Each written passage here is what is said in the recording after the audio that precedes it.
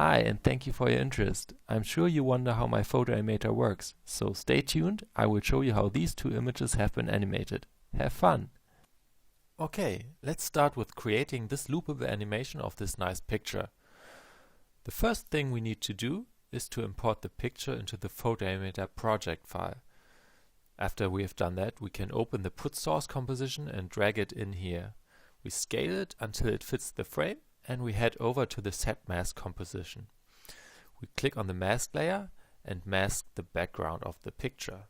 The photoanimator will use this mask to create 8 layers. The background will be layer number 8 and the very foreground will be layer number 1. We can see these 8 layers by opening the animation composition and activate the visual help mode. To get the best results, we need to spread these 8 layers evenly over the whole picture. Now we are already done setting up the scene. We can open the animation presets and create our first animation. A simple push-in. Of course, there are many settings for creating an animation. We can change the duration, add ease in and ease out, change the camera move, maybe a dolly left to right, and make it loopable. Like this.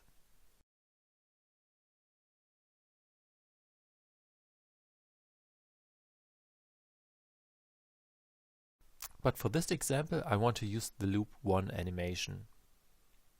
The camera pushes in and out and left to right, a nice circled animation. It looks like this.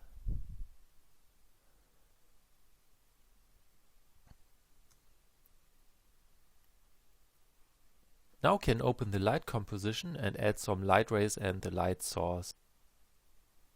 Click on the light controls layer and mask the area where the light rays should come from.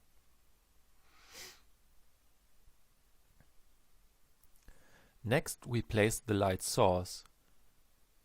In this case, I want to match the direction of the original light rays from the picture, so the light source should sit somewhere like here.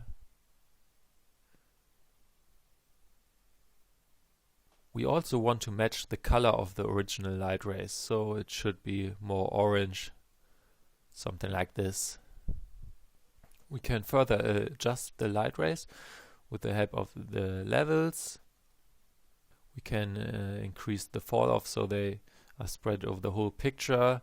And a very helpful feature is to pin the light source to the background layer and have the direction and position of the light rays calculated automatically.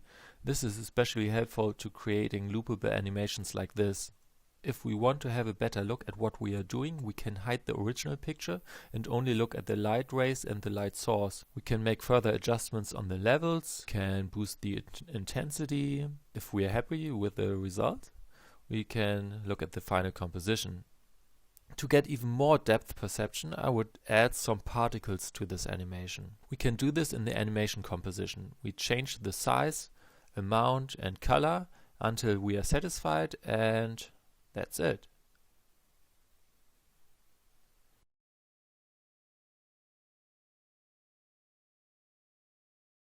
Okay, so in the next example, I want to show you how to get from this picture to this animation.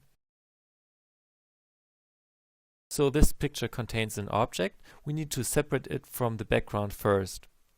You can also mask it within the photoanimator project, but since this is a still picture, the best way to do this is in Photoshop.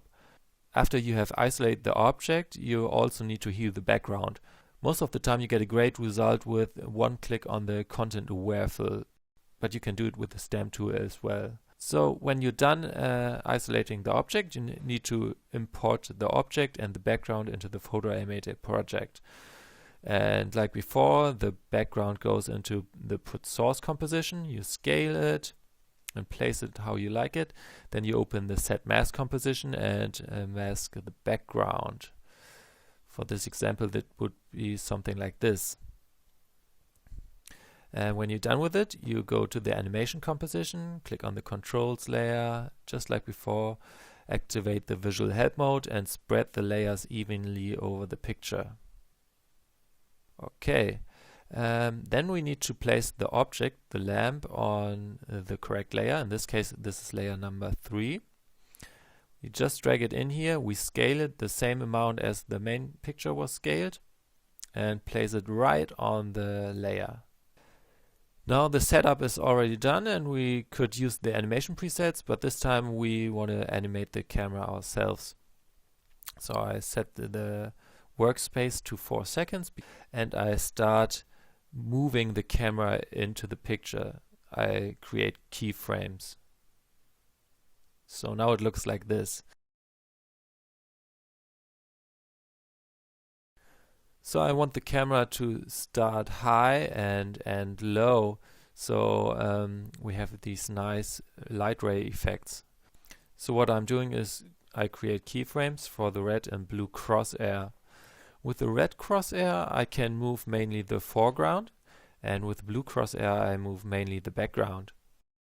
You can see here that some artifacts might emerge, but with the magic layer connection they are erased again. But since the magic layer connection needs some computing power, I'd suggest to only activate it for rendering. Now I want to give more depth to the animation. I will use some smoke from the included objects. So just like we placed the lamp on layer number 3, I will now place one layer of smoke on layer number 1 and just place it that it looks nice. Something like this might work. Then this layer number 3, but I want to place it on layer number 4. I add another layer of smoke. I want more smoke on the right side, so I mirror this layer, move it a bit so I just get the effect I want. Let's have a look. Okay, we got a lot of smoke, very thick and white. But since this is a very warm picture and it is warm light, the smoke should have a different color. So what I'm going to do is I'm going to tint these smoke layers orange, and I will copy this effect and put it on the other smoke layer as well. I will also reduce the opacity of the two layers so it's not as thick as it was before. So have a look again, and yeah, I like this. I think that works pretty well. Okay, let's go to the light composition. Like before, I am going to select this layer and draw a mask around the area which the light rays should emerge from. Something like this. Since in this example the light moves, the lamp moves, so I also need to animate the mask path. So I set keyframes for the mask path, and now the area is always on the lamp. So the next thing we do is to put the point of the light source. We also create keyframes for this. First I want it to start here, and at the end of the animation I want it to be right here. So the camera moves down, so it will come into vision and give these nice light rays. We are also going to change the light to orange to match the picture. And we can have a closer look on the light rays and the light source to see if everything is exactly as we wanted. I think this looks pretty nice. Let's have a look at everything together. I think this is a pretty nice animation. I hope you enjoyed watching these mini tutorials, and if you have any questions, please feel free to contact me through my profile page. Okay, thank you for watching and have a great day. Bye bye.